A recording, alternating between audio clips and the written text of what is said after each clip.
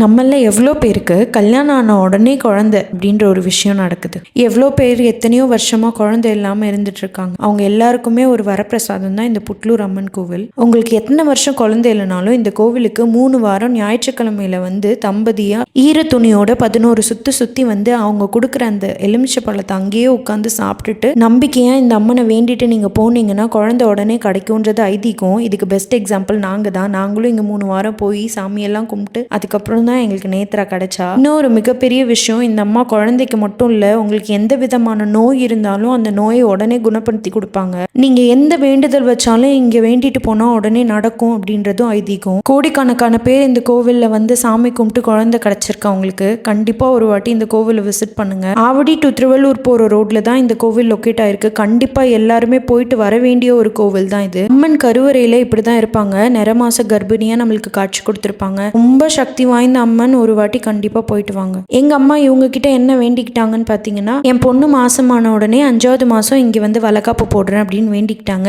அதே மாதிரி எனக்கும் இங்கதான் வளகாப்பு போட்டாங்க 5வது மாசம். என் தங்கச்சிக்கும் இங்கதான் 5வது மாசம் வளகாப்பு முடிச்சாங்க. கண்டிப்பா இந்த வீடியோ நிறைய பேருக்கு ஷேர் பண்ணுங்க. குழந்தை இல்லாதவங்க கண்டிப்பா போயிட்டு வாங்க. போறதை விட நம்பிக்கையா அந்த அம்மா கிட்ட கேட்டுட்டு வாங்க. எனக்கு கண்டிப்பா குழந்தை வேணும்னு கண்டிப்பா அந்த அம்மா கொடுத்துருவாங்க. வீடியோ ஷேர் பண்ணிட்டு பேஜை ஃபாலோ பண்ணிக்கோங்க. தேங்க்ஸ் ஃபார் வாட்சிங்.